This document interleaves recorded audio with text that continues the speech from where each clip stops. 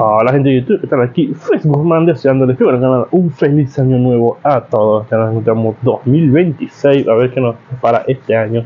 Antes de comenzar con los fanfics, quiero pedirles que por favor se suscriban al canal, le dejen a la campanita de notificaciones para así que este video llegue a muchísimas más personas.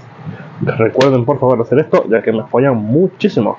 Ahora, antes de comenzar con el fanfic, primero los saludos. Adiós. Chao, feliz año. Hola gente de YouTube, aquí Fix Guzmán para trayéndoles un nuevo cap de este fanfic que tanto les gusta. También quisiera recordarles que el link del fanfic está en la descripción. Antes de comenzar con el vídeo quiero mandarle un saludo especial a David NN Gómez, a Fenix DBZ, y a Leonif Table. Les recuerdo que para todos los que quieran un saludo lo pueden pedir en el comentario fijado. Nota. Antes de empezar con el vídeo. Ahora en el canal están habilitados los supergracias, para todos aquellos que quieran apoyar al canal de manera económica. Sin embargo, quiero decirles que esto no es obligatorio y que con solo una suscripción y like basta para apoyar al canal, esto es solo para los que quieran hacerlo y sobre todo puedan hacerlo. Les estaré muy agradecidos. Ahora sí continuemos. Ahora sí, que empiece el vídeo.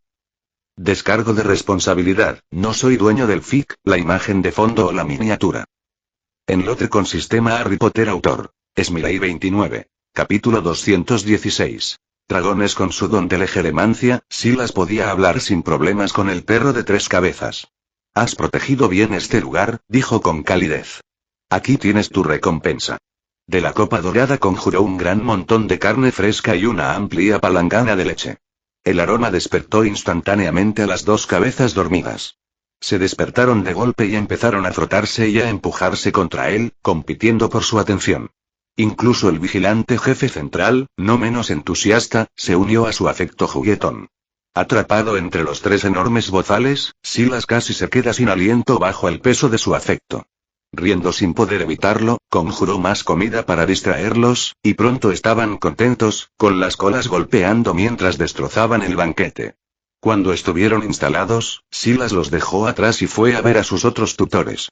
El grifo se posaba orgulloso en lo alto de la torre de Ortank.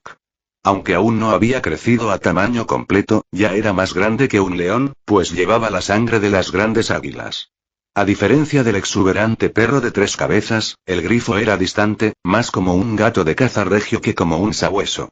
Disfrutaba del contacto de Silas y confiaba profundamente en él, pero nunca suplicaba ni adulaba afecto. En cambio, se dedicó a su deber. Cada día exploraba los cielos y patrullaba las fronteras de Isengard, con la mirada aguda e implacable. Incluso en ausencia de Silas, había capturado orcos que se escapaban de las montañas nubladas y los había destrozado con pico y garra. Sorprendido al vislumbrar esos recuerdos, Silas acarició el pico curvado del grifo y le dio unas palmaditas en el cuello emplumado. Bien hecho, Aslan.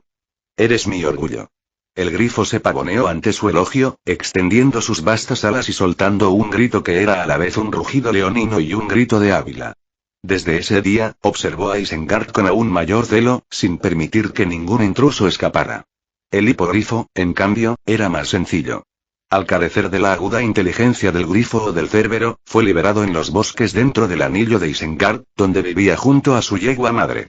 Ya casi a su altura, el hipogrifo joven se mantenía cerca pero había aprendido a cazar conejos y ratones por sí solo, complementando su dieta con hierbas y frutas.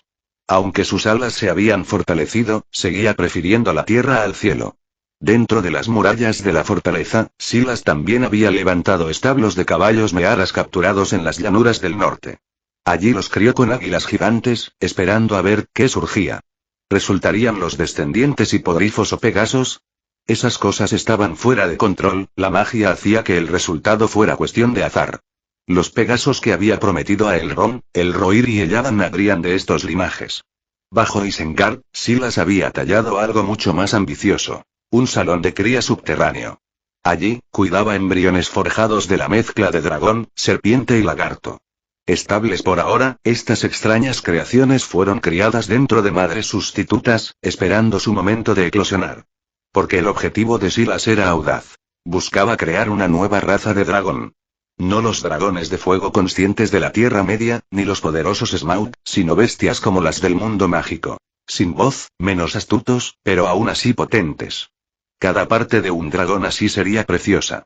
Sus tendones podían convertirse en núcleos de varita. Su piel, armadura resistente. Sus escamas, escudos encantados. Su sangre, 100 pociones. Incluso su estiércol era famoso por ser el fertilizante mágico más rico. En verdad, un dragón era un tesoro de magia viva. Los experimentos de Silas exigían tales recursos, pero nunca volvería a recurrir a Smaug. La última vez que sangró, el dragón había dejado cicatrices de desconfianza, y no insistiría más. Así que su plan era sencillo. Dejar que Smaug viviera en paz, mientras que los dragones criados proporcionarían los materiales necesarios para la creación y la tradición. Sin saberlo, su diseño siguió el mismo oscuro camino que los de Mordor, pues Sauron y Saruman también soñaban con criar dragones para sus propios fines. Mientras Silas esperaba, una de las grandes serpientes finalmente puso un huevo.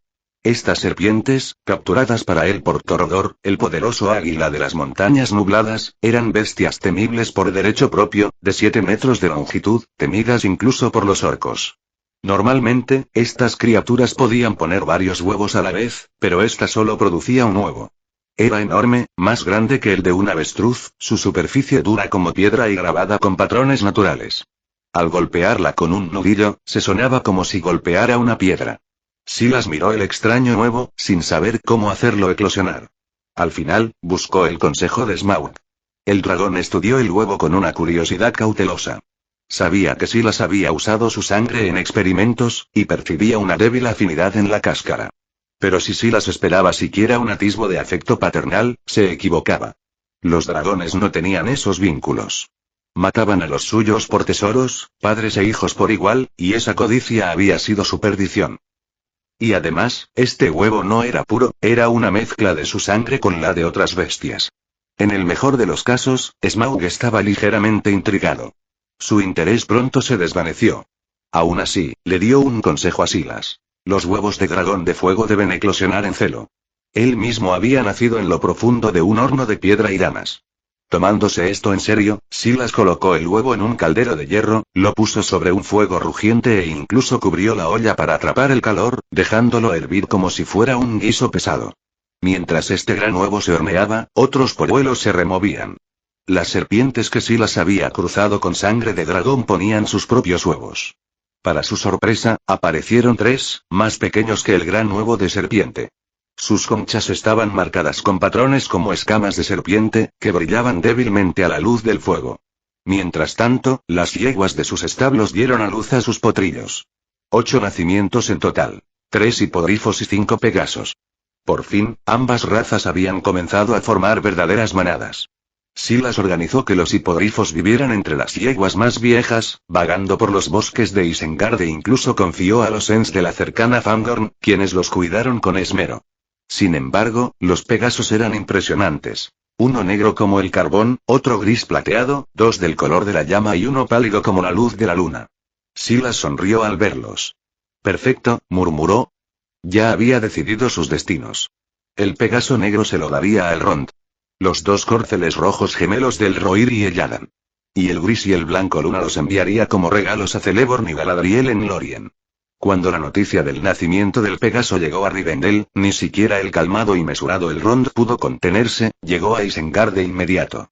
El Rohirrim y Elladan también estaban allí, ansiosos como niños, y Arwen estaba a su lado, con los ojos brillando mientras observaba cómo se desarrollaba la maravilla. Silas se rió, sorprendido. Era la primera vez que veía a Elrond tan animado. El señor de Rivendell, normalmente un retrato de sabiduría serena, ahora miraba con un deleite sin disimulo. Claramente, los Pegasi despertaron algo profundo en los elfos, suficiente para aflojar su habitual compostura. Los condujo a los establos. Apenas necesitaba hablar. Sus ojos encontraron de inmediato lo que sus corazones deseaban. La mirada de Elrond se posó en el negro Pegaso, regio y orgulloso. El Rohirrim y Elladan ya estaban fijos en los 2 córceles rojos, sus rostros iluminados de alegría.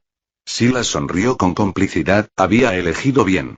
Arwen, con el rostro radiante, se volvió hacia él. Ahora Elenoros no estará solo. Desde hoy, volará con sus compañeros. Sus ojos se posaron en los 2 que quedaban, el gris y el blanco lunar, y preguntó suavemente. ¿Y qué hay de estos? ¿Has elegido su destino? Silas asintió. Se los regalaré a Lord Celeborn y Lady Galadriel. Solo puedo esperar que acepten un regalo así. Por supuesto que sí. Celeborn se adaptó de inmediato al Pegaso gris, su piel plateada brillando al sol, y construyó un establo digno de su esplendor. Galadriel, fascinada por el corcel iluminado por la luna, lo llevó a sus jardines privados. Allí, bebía de fuentes de agua dulce y encantada y se alimentaba de hierbas cultivadas en suelo iluminado con plata. Silas nunca imaginó que su reproducción accidental despertaría tal reverencia. Al principio se sorprendió, luego se sintió silenciosamente complacido. Con el tiempo, los elfos honraron a los corceles alados con el nombre de Pegaso, y el propio Silas recibió un título inesperado: Señor de los Pegasos. Sin embargo, sus pensamientos pronto regresaron del cielo al fuego, pues en su fragua yacía el primer huevo de dragón. Tras un mes de llama constante, el huevo empezó a moverse. Descansando en un caldero de hierro al rojo vivo, temblaba violentamente, como si algo dentro de él se esforzara por nacer. Silas sacó rápidamente la olla del fuego y dejó el huevo pesado y humeante sobre una mesa de piedra, observando en silencio. El temblor se volvió intenso. Grietas corrían por la oscura cáscara rocosa. Finalmente, con un crujido agudo, la concha se partió, fragmentos cayendo. Allí, entre los fragmentos, yacía un dragón recién nacido. Lubricado con fluido de nuevo, su pequeño cuerpo brillaba con escamas negras. Unos ojos amarillos parpadearon al abrirse, ya brillando con una luz salvaje. Desde su frente curvaban cuernos de bronce, y bajaba por su columna vertebral una larga cola erizada con espinas a juego. Silas examinó la cáscara rota y el brillante fluido de huevo que se pegaba a la mesa. Con un gesto de la mano, reunió los fragmentos y el líquido en frascos, ingredientes demasiado raros para desperdiciar, útiles para futuras pociones. Luego su mirada volvió a la cría. El pequeño dragón se agachó con cautela, sus ojos amarillos fijos en él. Cuando Silas se inclinó más, emitió un grito agudo y de advertencia, mitad siseo, medio chillido. Arqueó una ceja. ¿Tan joven, y ya tan feroz? Extendió la mano, moviéndose con cuidado. La pequeña criatura ensanchó las fosas nasales y de repente escupió un fino chorro de chispas hacia él. Antes de que pudieran tocarle, una protección invisible se encendió, desviando la pequeña explosión sin causar daño. Silas lo estudió con creciente curiosidad. El polluelo claramente había heredado el fuego de su padre, aunque débil y tambaleante. Sin embargo, su mente era simple, más astuta que la de un lobo o un halcón, pero carecía de la astucia superior de los verdaderos dragones. Aún así, un rasgo había quedado intacto: la obsesión con el tesoro. Incluso recién nacido, los ojos del pequeño dragón negro se detenían en el brillo de la cadena de mitril de Silas, captando su atención por cada destello de oro o plata en la habitación. Y así, nació el primero de sus dragones híbridos en la Tierra Media. Una semana después, los otros huevos se removieron. Estos eran descendientes de serpiente y dragón, y 3 eclosionaron juntos. Las conchas se partieron con crujidos agudos, y de dentro se deslizaron crías de otro castaño. Sus escamas eran de un verde intenso, sus cuerpos largos y enroscados como grandes serpientes. Sin embargo, tenían 4 patas con garras y amplias alas de cuero que brotaban de sus espaldas. Apóyame en Patreon y lee los capítulos por delante @patreon.com Weblink comentario 16 comentario. Votar 2 restantes capítulo 217. Piedra de la Resurrección. Silas estaba encantado al ver a los dragones recién nacidos. Aunque carecían de la sabiduría completa de los verdaderos dragones, y su fuerza mágica y fuerza física eran muy inferiores a los de los parientes de Smaug, seguían siendo de dragones y no criaturas a subestimar. Más importante aún, cada parte del cuerpo de un dragón era invaluable. Para estas crías, Silas ideó un gran plan: establecer un santuario de cría de dragones en las montañas nubladas detrás de Isengard, donde las criaturas pudieran crecer y multiplicarse. A cada camada se le asignaría su propio territorio, cuidadosamente separado de los demás. Para lograrlo, viajó personalmente a las montañas. Con hechizos amplios despejó amplias extensiones de tierra, recorrió las laderas de los orcos acechadores y luego tejió capa tras capa de protecciones alrededor del valle oculto. Incluso recurrió al poder del anillo de poder para velar el lugar. Durante medio mes estuvo de parto, casi agotándose, sostenido solo por la fuerza curativa de la copa. Sin embargo, el resultado fue asombroso. Todo el valle desapareció de todos los mapas de las montañas brumosas. Desde fuera, la tierra parecía entera e intacta. Los viajeros que se acercaban a las fronteras ocultas quedaban atrapados en encantamientos de confusión, desviándose sin darse cuenta. Dentro, los dragones vagaban libremente, atados por antiguas protecciones que nunca salían de su refugio. Pero Silas no había puesto tanto esfuerzo en este dominio oculto solo para criar un puñado de dragones. Siguió reuniendo bestias raras, lagartos gigantes, serpientes, incluso cocodrilos de río, y los cruzó con esencia dracónica, esforzándose por criar nuevas variedades. Pronto, el santuario rebosó de criaturas extrañas y temibles. Lagartos de fuego con aliento humeante, wyrms de escamas verdes que exhalaban nubes nocivas, dracos serpenteantes con alas como cristal vetado, bestias escamosas negras acorazadas como cocodrilos. Esto fue solo el comienzo de su menagerie. Cuando sus experimentos fueron estables, Silas dejó el trabajo a un lado. Una tarea mayor nos esperaba. Se acercaba el cambio de año, y con él el momento de forjar la piedra de la resurrección.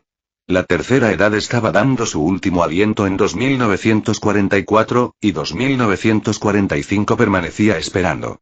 Silas llevaba casi 4 años caminando por la Tierra Media, 3 desde la búsqueda de Erebor. A medianoche, en la cima de Ortank, preparó el ritual.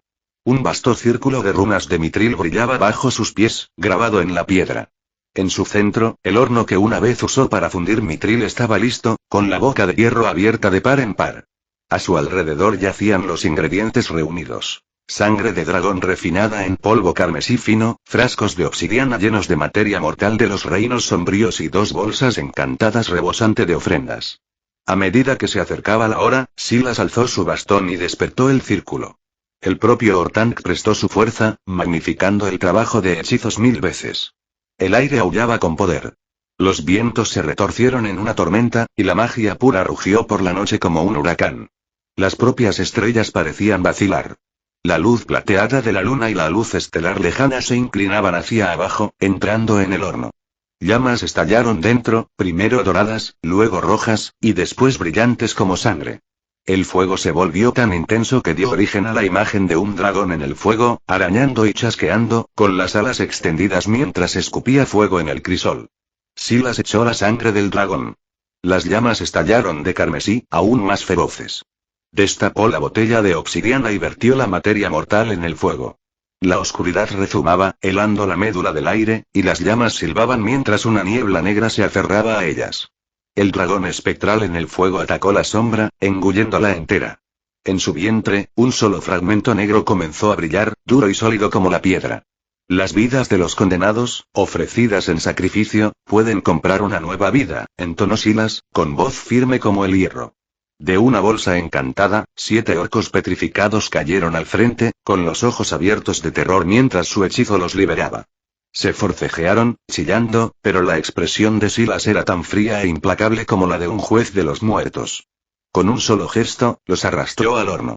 Sus gritos rompieron la noche mientras el fuego los consumía, hasta que por fin solo hubo silencio y ceniza. En el momento en que la última alma pereció, las campanas del tiempo sonaron la medianoche. El año viejo se desmoronó y nació el nuevo. Un poder invisible pero innegable se agitó en lo más profundo. A través de las piedras de Ortank, el mundo mismo parecía tambalearse. Un reino sombrío se filtraba como un reflejo en un cristal oscuro, el velo del inframundo. Esta vez no hacía falta un círculo de invocación. El otro mundo se alzaba a su alrededor como un espejismo, vasto y frío, presionando contra el mundo mortal. El poder cargado de yin del inframundo se derramaba sin cesar en el horno, alimentando el ritual con su aliento frío. Dentro de las llamas, la forma dracónica del fuego se enroscaba y retorcía. En su vientre, la semilla de obsidiana, antes más pequeña que un grano de arroz, se hinchó visiblemente, endureciendo su forma hasta convertirse en algo parecido a un cristal negro translúcido. Las almas malvadas que permanezcan en el mundo, intercambiadas como ofrenda, concederán a los muertos su regreso. Entonó Silas, su voz cargada tanto de mando como de un antiguo tabú. Levantó otra bolsa encantada y esparció su contenido en el fuego. 13 espíritus orcos chillaron al caer, fantasmas que había capturado durante sus incursiones en el inframundo, cada uno aún impregnado de malicia y odio. En el momento en que cayeron en el fuego, el dragón nacido de la llama los devoró. Sus aullidos fueron tragados por completo, su esencia fusionada con el núcleo de obsidiana en su vientre. Con cada espíritu consumido, la gema se oscurecía, hasta latir como un agujero negro, tirando con avidez de cada hilo de energía en el aire, como si anhelara toda la vida misma. Hora tras hora, Silas repetía el ciclo. 7 orcos de carne. 13 orcos de sombra. Un puñado de polvo de sangre de dragón para avivar el fuego, chispas carmesí estallando cada vez más. Una y otra vez, alimentó el horno, hasta que la noche se difuminó con el día y el día con la noche. El ritual no era menos que el encantamiento más oscuro. Hace mucho tiempo, Cadmus Peverell, el segundo de los 3 hermanos, forjó la primera piedra de la resurrección. Obsesionado con llamar de vuelta a su amada, había ofrecido toda una aldea en sangre y reunido innumerables sombras errantes. Pero lo que invocó no fue un verdadero retorno, solo una sombra hueca, un eco pálido, y el fracaso destrozó su mente. Desesperado, se quitó la vida, buscándola en la muerte. Silas, a diferencia de Cadmo, no desperdiciaría vidas humanas. Los orcos eran su sacrificio, bestias empapadas en oscuridad, criadas para la crueldad. Y en las montañas nubladas, había encontrado más que suficiente presa. El círculo continuó su incesante trabajo, atrayendo los poderes del cielo y la tierra. El horno seguía ardiendo, las llamas rugían como si se alimentaran de la médula del mundo mismo. Por fin, al amanecer del tercer día, el sol naciente derramó su primer rayo sobre la piedra negra de Ortank. Las llamas se desvanecieron y finalmente se apagaron, dejando solo humo que se enroscaba en el pálido cielo de la mañana. Las runas bajo los pies de Silas se atenuaron, su trabajo terminado. Dio un paso adelante y abrió el horno. De su corazón sacó una gema de cristal de medianoche. La piedra de la resurrección. No era más grande que la punta de un dedo, lisa y translúcida, pero en su centro tenía una grieta dentada, más negra que negra, como la rendija vertical de un ojo de gato. Asomarse a ella era como contemplar una puerta hacia un mundo más allá, un lugar no hecho para los vivos. A Silas se le cortó la respiración. Un destello de triunfo iluminó sus ojos. Rodó la piedra 3 veces entre sus dedos. El aire se enfrió. Las sombras se espesaron. Delante de él, una figura alta brillaba al ser, un espíritu élfico, radiante pero insustancial. Parecía demasiado vívido para ser un fantasma, pero demasiado etéreo para pertenecer entre los vivos. Una diadema plateada descansaba sobre su frente. Su cabello, negro como el ala de un cuervo, lo marcaba como los Noldor, y su porte noble era inconfundible. Sus ojos gris azulados brillaban con una sabiduría tan profunda como la luz de las estrellas. El elfo miró a su alrededor maravillado y luego fijó la mirada en Silas. La sorpresa tenía su voz al hablar. ¿Me has invocado? ¿Quién eres? Silas se inclinó al estilo de los Noldor, su voz solemne al responder con los tonos fluidos del Quenya. Maestro Celebrimbor, perdóname por interrumpir tu descanso, dijo Silas respetuosamente, inclinando la cabeza. Soy Silas, el mago de la túnica negra. Te invoqué con la piedra de la resurrección. La figura élfica ante él no era otra que Celebrimbor, maestro herrero de Eregion, nieto de Fanori quien había forjado los 3 anillos de los elfos junto con muchos otros anillos de poder. ¿Piedra de la resurrección? Los ojos agudos de Celebrimbor se posaron en la gema en la mano de Silas. Su expresión cambió y exclamó, ¿has falsificado esto? Silas asintió, aunque un atisbo de vergüenza cruzó su rostro. Lleva el nombre de piedra de la resurrección, pero en realidad solo puede invocar la sombra de un alma, nunca restaurar la verdadera vida. Su uso es limitado, por favor perdonad mi insuficiencia. Pero Celebrimbor, con la visión y sabiduría de quien una vez forjó los anillos él mismo, percibió de inmediato el peso de lo que yacía en la palma de Silas. Su mano se alzó instintivamente, intentando tocar la gema, pero los dedos espectrales atravesaron tanto la mano de Silas como la piedra. El herrero élfico se quedó paralizado un instante, una leve sombra de recuerdo cruzando sus nobles rasgos. La verdad se posó sobre él. En efecto, estaba entre los muertos. Sin embargo, rápidamente se dominó la claridad del espíritu de un Noldo volviendo a su mirada. Negó con la cabeza ante las modestas palabras de Silas. Silas, te infravaloras. Llamar de vuelta a los que se han ido, aunque solo sea como un hechizo fugaz, es una maravilla inimaginable. Estás en el umbral de las leyes del alma misma. Aparte de Namo Mandos, el condenado de los Valar, no conozco a nadie que pudiera comandar tal poder. Una leve sonrisa significativa curvó sus labios. Sus ojos, sabios y penetrantes, se posaron en Silas. Puede que no devuelva a los muertos a la vida, pero considera su verdadera fuerza. Invocar a los que ya se han ido, como yo, y sacar a la luz secretos o conocimientos perdidos enterrados por los siglos. Ese es su mayor valor. Ahora bien, mago de túnica negra, dime, ¿qué buscas al convocarme? Silas abrió la boca para responder, pero en ese instante, el mundo mismo se congeló. El viento dejó de moverse. Las nubes flotantes se detuvieron en los cielos. Incluso la imagen de Celebrimbor, noble y quieta, permanecía inmóvil, inmóvil. El corazón de Silas dio un vuelco. Luchó, pero encontró su cuerpo completamente paralizado, como si hubiera dejado de existir. Solo su conciencia permanecía consciente. Y luego llegó. Descendió una voluntad invisible, una majestad vasta, sagrada e irresistible. Silas sintió cómo su alma temblaba, atrapada por el asombro y el terror. Por un momento, pensó que estaba frente al verdadero maestro de las almas. Su voluntad no era suya. No era más que una mota temblorosa bajo una mirada más antigua que el tiempo. Esa presencia insondable se volvió hacia la piedra de la resurrección, luego, lentamente, hacia Silas. Comentario 5.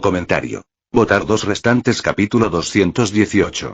Partida hacia el lejano oriente. Cuando esa voluntad cayó sobre él, Silas sintió que cada secreto de su alma quedaba al descubierto. Era como si le hubieran desnudado delante de todo el mundo, expuesto e impotente. Un pánico aplastante lo invadió, el mismo temor impotente que una criatura de dimensiones inferiores podría sentir ante la mirada de algo infinitamente superior. Y, sin embargo, la presencia no mostraba malicia. Su mirada era curiosa, firme e increíblemente vasta. Bien. La voz resonó en el alma de Silas, profunda y majestuosa, teñida de un eco de aprobación. Aún puedes caminar por mis salones de mandos, mago de otro mundo. Y antes de que terminara la última palabra, el testamento se retiró. El tiempo volvió a moverse. El viento detenido suspiró por toda la torre, las nubes congeladas se desvanecieron y el sonido volvió al mundo. Silas se quedó temblando, con el corazón latiendo con asombro y miedo. ¿Era eso realmente el propio Mandos, el señor de los muertos, el condenado de los Valar? No había imaginado que forjar la piedra de la resurrección atraería la atención de un ser así. Y en una sola frase, Mandos reveló la verdad de su mayor secreto. Que no era hijo de Arda, sino un extraño de otro mundo. ¿El mago Silas? ¿Silas? La voz de Celebrimbor rompió su aturdimiento. El herrero élfico le miraba con leve preocupación. ¿Estás bien? Silas forzó una respiración y luego se calmó con esfuerzo. Estoy bien, solo distraído un momento. Pero su compostura ocultaba la emoción que crecía en su interior. Ya podía sentirlo. Su alma, inmensamente fortalecida. Lo que debería haber tomado 10 años de disciplina meditativa se había concedido en un instante bajo la mirada de Mandos. Sus poderes mentales se agudizaron, sus reservas mágicas se hincharon. ¿Era este el toque de un Vala? Reprimiendo la feroz alegría en su pecho, Silas se volvió hacia Celebrimbor y se inclinó. Maestro Celebrimbor, tu oficio no tiene igual. Forjaste los 3 anillos de los elfos, maravillas de poder y belleza. Quiero aprender tu arte, forjar un anillo propio. Celebrimbor ya lo sospechaba, pero su rostro se oscureció con desaprobación. El arte de los anillos de poder es peligroso, dijo con gravedad. Sus raíces no están en nosotros, sino en Sauron. Con la hermosa apariencia de Anatar vino, engañándome a mí y a los herreros de Eregión. Con nuestras manos moldeó los 9 anillos de los hombres y los 7 de los enanos. Solo en secreto forjé a los 3 para los elfos, libre de su toque. Si no lo hubiera hecho, ellos también habrían sido contaminados y sus portadores esclavizados. Sus ojos se volvieron distantes y la tristeza pesaba en su voz. Aún así, no podía estar seguro. Oculté a los 3, confiándolos a otros, y juré no empuñarlos nunca mientras el uno sobreviviera. Miró con dureza a Silas. Incluso sabiendo esto, ¿aún buscarías forjar un anillo así? Lo haría, dijo Silas sin dudar. Sacó el collar que llevaba, en el que colgaba un anillo tosco. Los ojos de Celebrimbor se abrieron de par en par asombrados.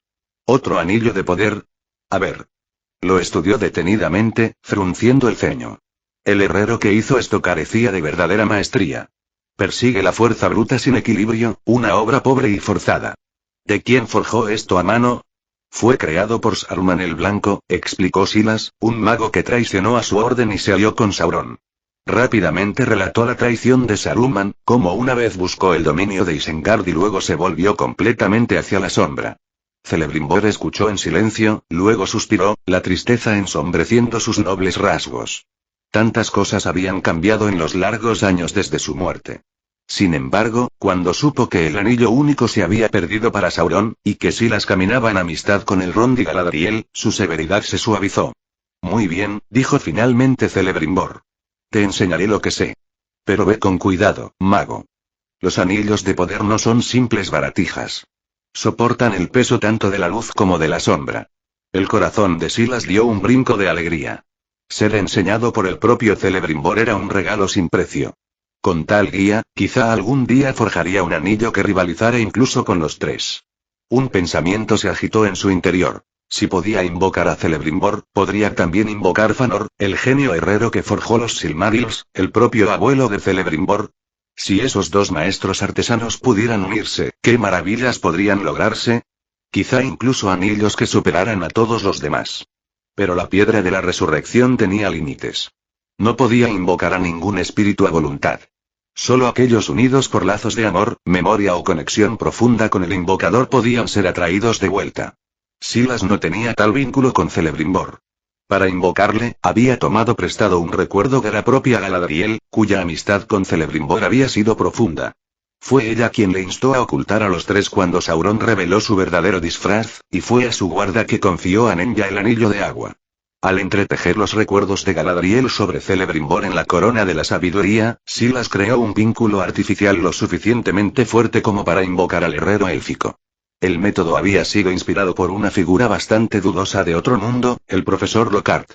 Lockhart había sido un fraude, famoso solo por su dominio de los encantamientos de memoria, reescribiendo las historias de otros como si fueran suyas.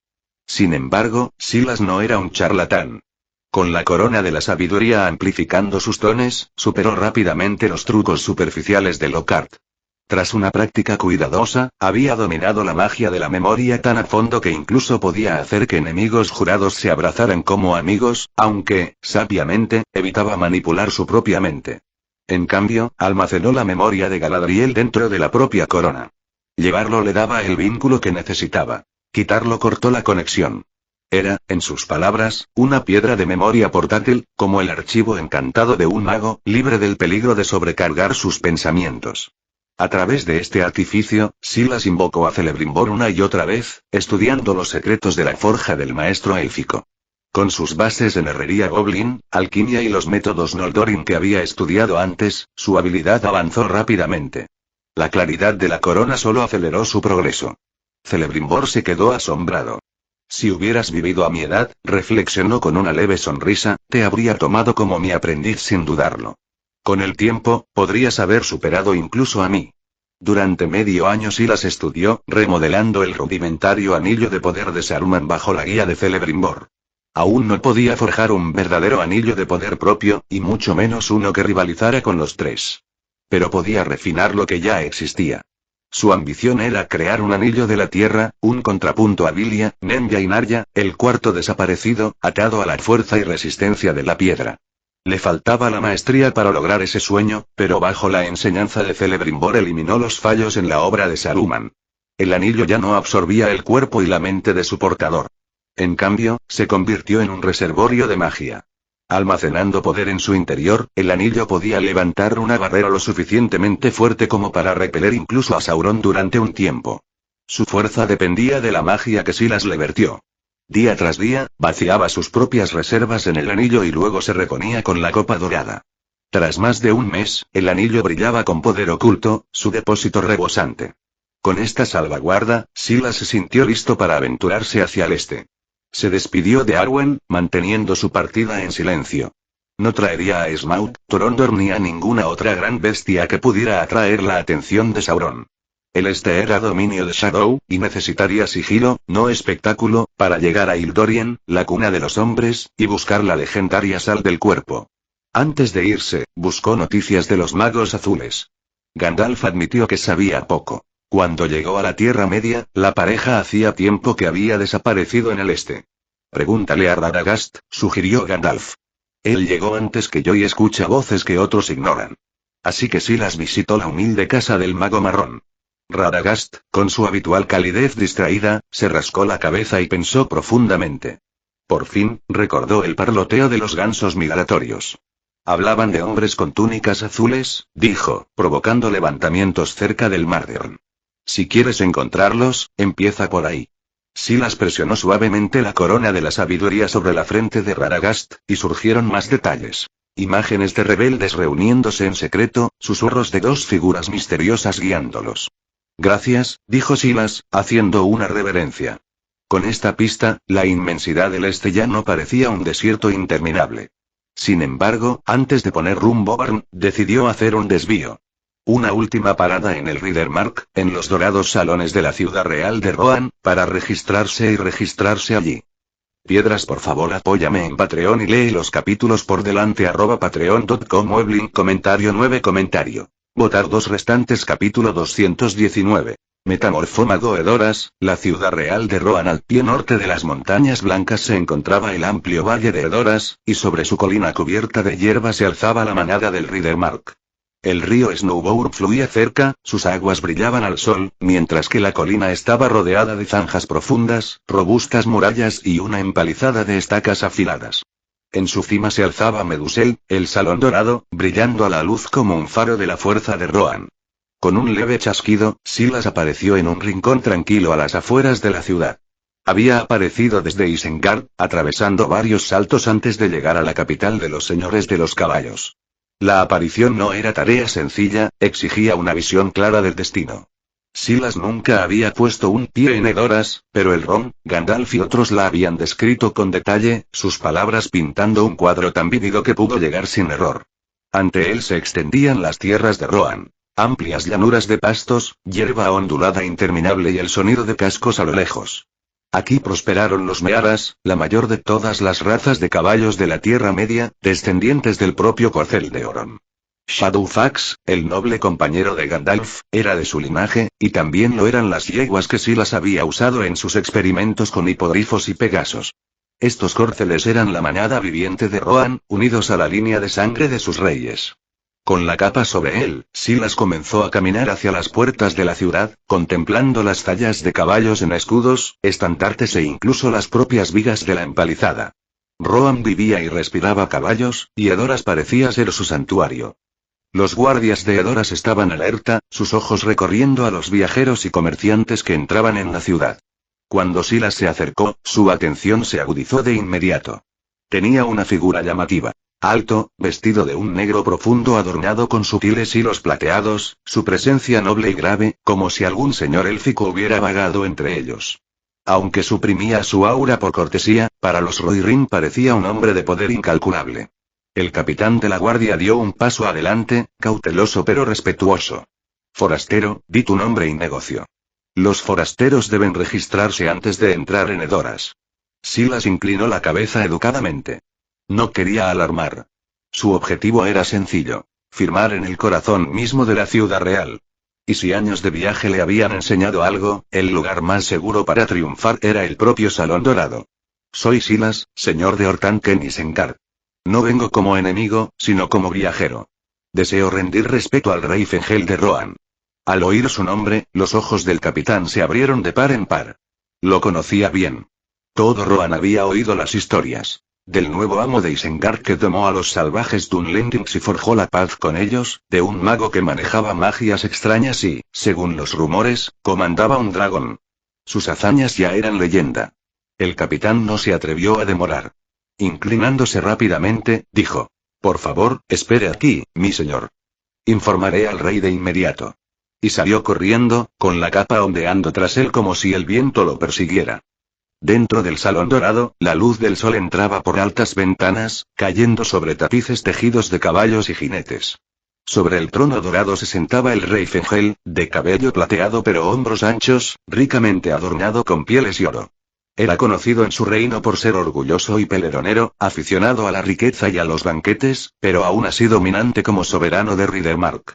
A su lado estaba su principal consejero, Mariol, un capitán experimentado que había comandado en las fronteras occidentales.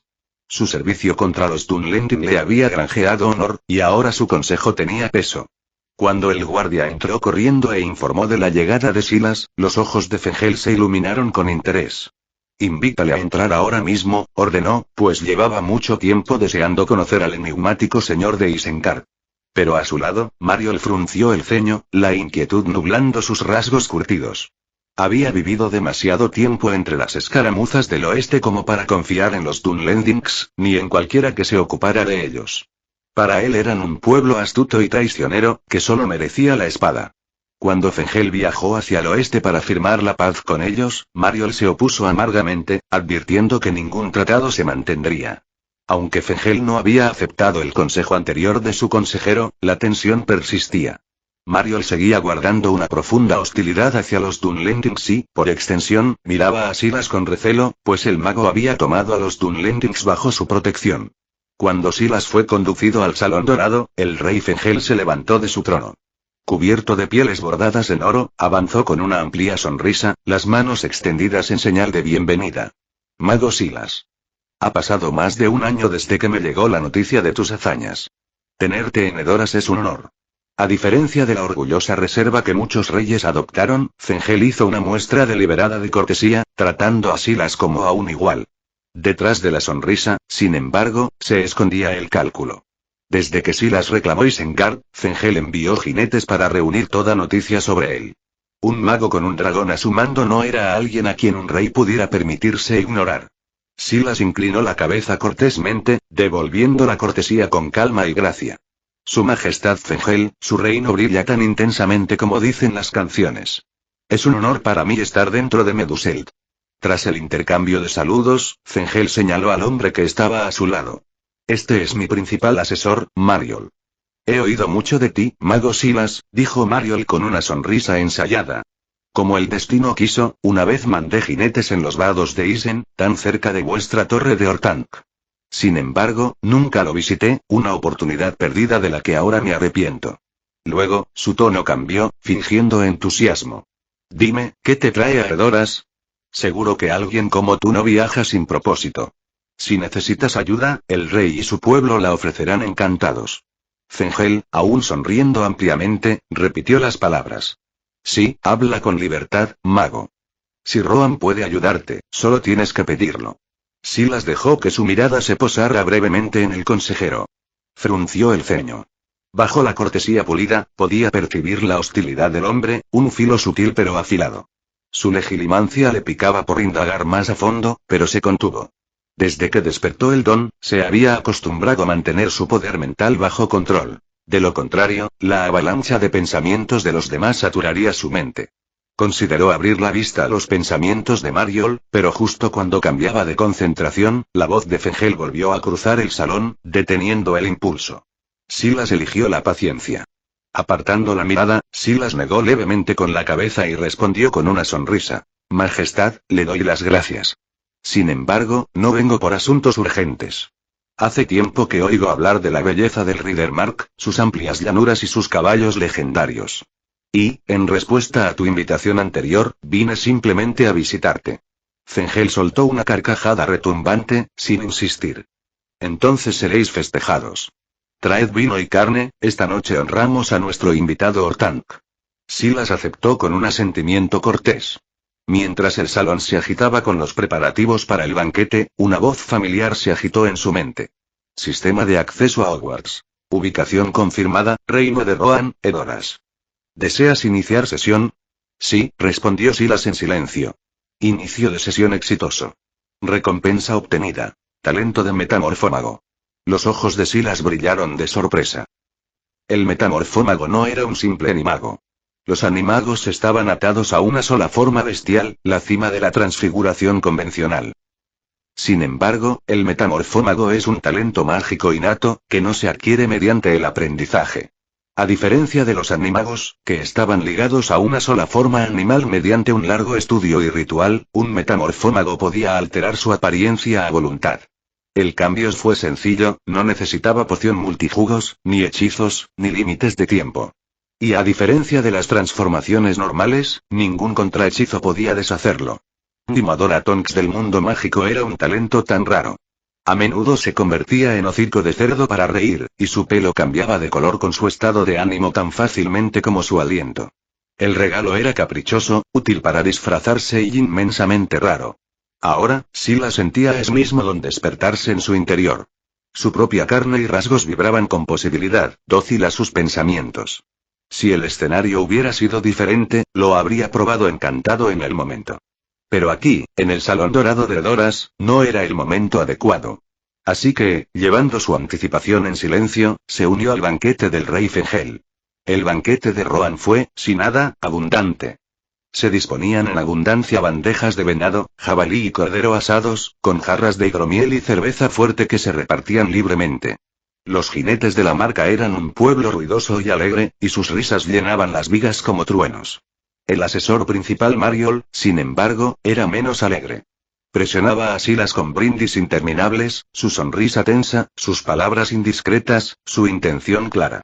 Quería aflojar la lengua del mago. Silas le hizo la broma. Su constitución élfica hacía inofensiva la bebida común. Por mucho que se bebiera de un trago, sus ojos seguían atentos y su mano firme. En cambio, Mariol se puso rojo y se volvió inestable. Por fin, tambaleándose donde estaba, parpadeó incrédulo. «¿Tú, no te emborrachas?», balbuceó. Silas dejó su copa, con expresión tranquila. «Por supuesto que sí», respondió secamente. «Vaya, ya puedo sentir que las yemas de mis dedos hormiguean. Seguro que debo estar borracho». El salón estalló en carcajadas. Mariol, demasiado alterado para replicar, cayó pesadamente al suelo, gimiendo una vez antes de caer en la inconsciencia. Los vítores se elevaron y el propio rey Fengel aplaudió con alegría. Maravilloso. Ni una sola vez en todos estos años Mariol había encontrado a su igual en la mesa de bebida, hasta hoy. «Mago Silas, nos has dado una imagen para recordar». Silas inclinó la cabeza humildemente. «Su Majestad me halaga». Lord Mariol simplemente estaba siendo amable. Unas cuantas copas más y podría haberme caído delante de él. Los jinetes se rieron, aunque nadie lo creyó. El rostro de Silas no mostraba rubor, su voz no arrastraba la voz. Pero mientras los demás reían, Silas se adentró en silencio en la mente del consejero inconsciente. Con las defensas de Mariol bajas en un sueño borracho, sus recuerdos quedan al descubierto. Silas los vio en silencio, y lo que vio dibujó un destello de desprecio en su rostro. Aún así, eligió no actuar.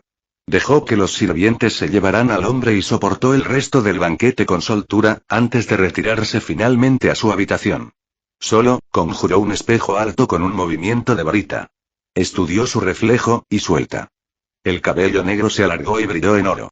Sus ojos oscuros se profundizaron en un azul brillante y penetrante.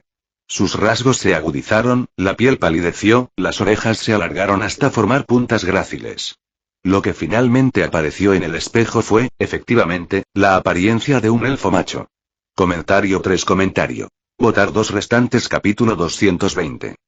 Silas miró su reflejo con asombro silencioso. Su nueva apariencia élfica era impecable, hasta el brillo dorado de su cabello y la luz intensa en sus ojos. El don del metamorfómago le hacía sentir como si su propia carne fuera arcilla, maleable bajo el tacto de su voluntad. Con práctica, podría entrar en Rivendell o Lothlórien y ni siquiera los ojos más agudos de los Eldar podrían atravesar su disfraz. Por ahora, su control era limitado. Podía alterar el cabello, la piel y los rasgos con facilidad, pero su voz permanecía inalterada y su estatura firme. Sin embargo, sabía que los verdaderos maestros de este arte podían transformarse por completo, edad, género, altura, incluso presencia. Era un talento más cercano al poder de mística de Marvel. El arte definitivo del engaño, más allá del alcance de la magia ordinaria para deshacer. Con esta habilidad, su viaje al sombrío este sería mucho más seguro. Hasta altas horas de la noche, experimentó con rostros prestados. Un jinete de Rohan, un soldado gondoriano, incluso el rostro de un enano errante. Cada forma le resultaba extraña pero embriagadora, y solo cesó sus pruebas cuando las velas se apagaron. Al amanecer, Silas se despidió del rey Fengel. El monarca Rohirrico le instó a permanecer como invitado de honor, pero Silas sonrió educadamente, rechazó y solo dejó un comentario críptico que borró el calor del rostro del rey. Fengel se sentó en su trono en silencio, con expresión oscura, y luego convocó a su consejero principal. Mariol entró tambaleándose en el salón, aún pálido por los excesos de la bebida de la noche anterior. Le dolía la cabeza y la confusión nublaba sus ojos mientras se inclinaba ante el rey. ¿Me ha llamado, señor?, preguntó, con voz baja e incierta. La mirada de Fengel era fría, atravesándole como acero. Durante mucho tiempo no dijo nada, hasta que finalmente sus palabras cayeron pesadas en el salón. Mariol. Te he honrado, confiado en ti y te he criado en alto. ¿Por qué, entonces, me traicionarías? ¿Por qué traicionarías a Rohan? ¿Por qué conspirarías con Saruman y buscarías poner a mi pueblo contra los Dunlendings? El color desapareció del rostro del asesor. Cayó de rodillas, protestando de inmediato. Mi señor, soy leal. Leal sin duda. He luchado por Rohan toda mi vida. Sangré en los vados de Isen, defendí las fronteras contra esos salvajes. ¿Cómo podría tramar alguna vez una traición con Saruman? Seguro que alguien busca envenenar tu mente contra mí. Pero el rostro severo de Fengel no se suavizó. No eran rumores susurrados en las sombras. Fue el mago Silas quien los pronunció. ¿Dices que miente? Al oír el nombre, Mariol vaciló. Sus labios temblaron, sus ojos parpadearon con una tormenta de pensamientos. Por fin, apretó los dientes y escupió su respuesta. No se puede confiar en Silas. Él protege a los Dunlendings a su servicio, las mismas personas que saquearon nuestras tierras. Maté a muchos de ellos en tu nombre, mi rey. No es de extrañar que me difame buscando venganza. Pretende sembrar discordia en tu salón, hacer que te vuelvas contra tus hombres leales, para debilitar a Rohan y reclamarlo para sí mismo. Fengel se levantó de su trono, su alta figura proyectando su sombra sobre el hombre arrodillado. Su voz cortaba como una hoja desenvainada. ¿Ah, sí? ¿Por qué me contó más? Dijo que no solo avivaste el fuego del odio, sino que llevas el veneno de Saruman, veneno destinado a mí. Con ella, me convertirías en un títere en mi propio salón, dejando a Rohan caer bajo la sombra de Ortank. Las pupilas de Mariol se redujeron a pinchazos. Sacudió la cabeza violentamente, las palabras saliendo desesperadas. No.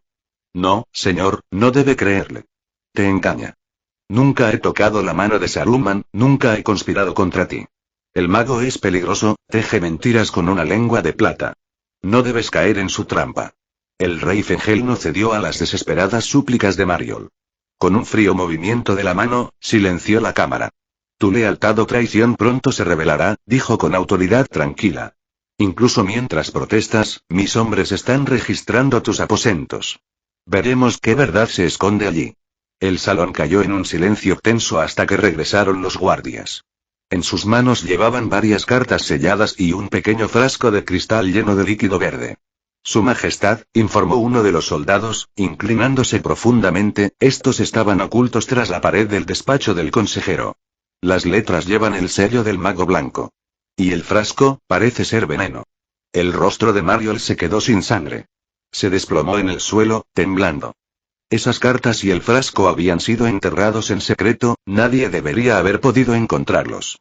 Su desesperación lo dejaba claro como para que supiera que su final estaba sellado. Fengel se llevó las cartas él mismo. El sonido de pergaminos crujiendo llenó el salón silencioso mientras leía, su expresión oscureciendo con cada línea. El peso de su furia aplastaba a todos los presentes. Por fin arrojó las cartas a los pies de Mariol. Su voz era baja, pero cortaba como una espada. ¿Te queda algo que decir?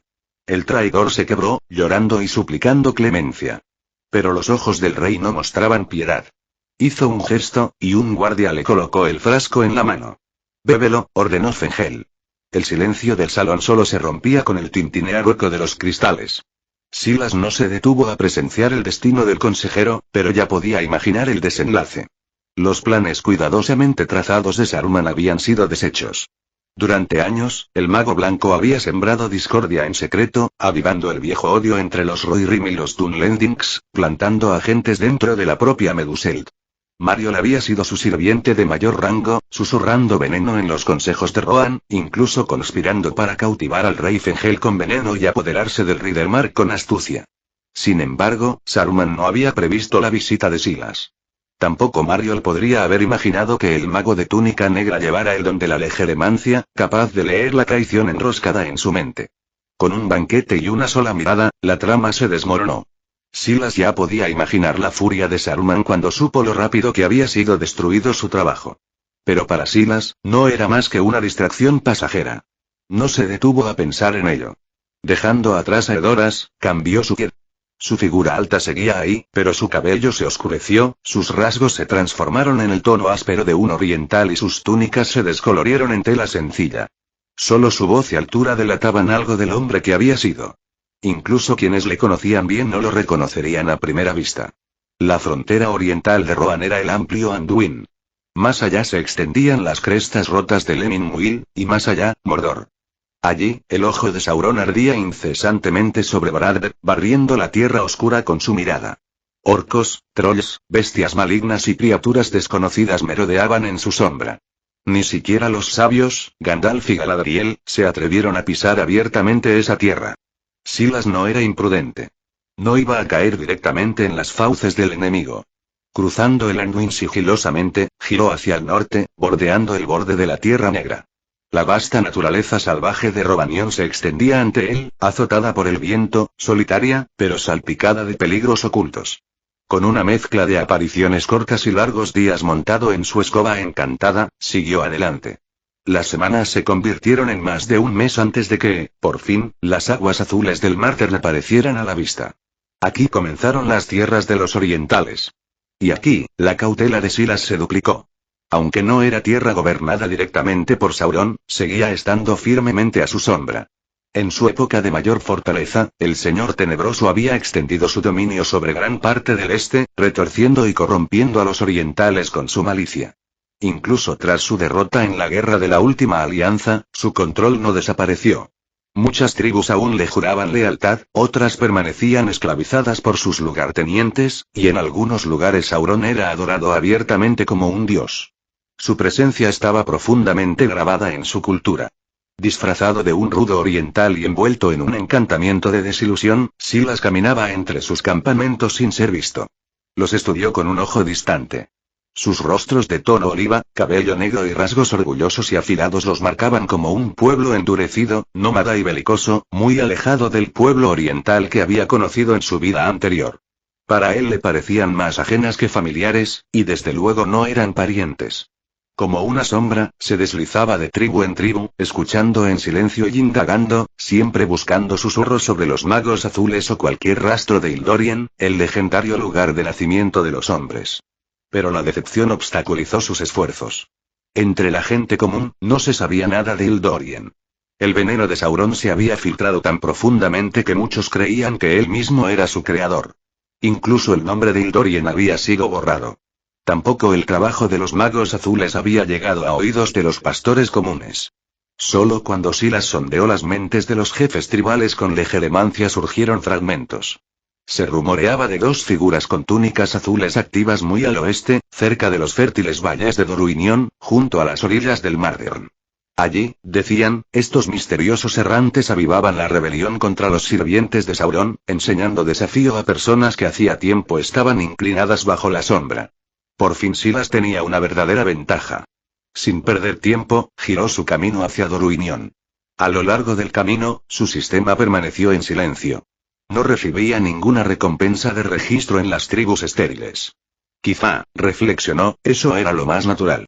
Si cada aldea y campamento tuviera tesoros, su viaje habría terminado hace mucho.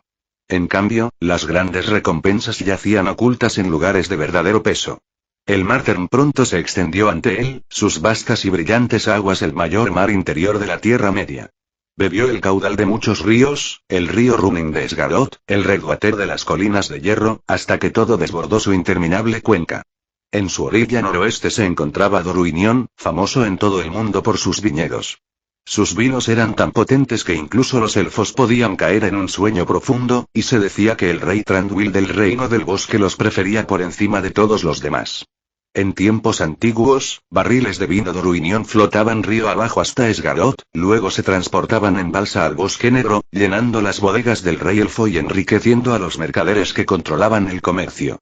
Ahora Silas se acercaba él mismo a esa tierra. Desde lo alto, en su escoba, vio las llanuras extendidas, doradas con enredaderas, salpicadas de trabajadores cuidando sus hileras. La luz del sol brillaba sobre terrazas ordenadas y arroyos lentos y sinuosos.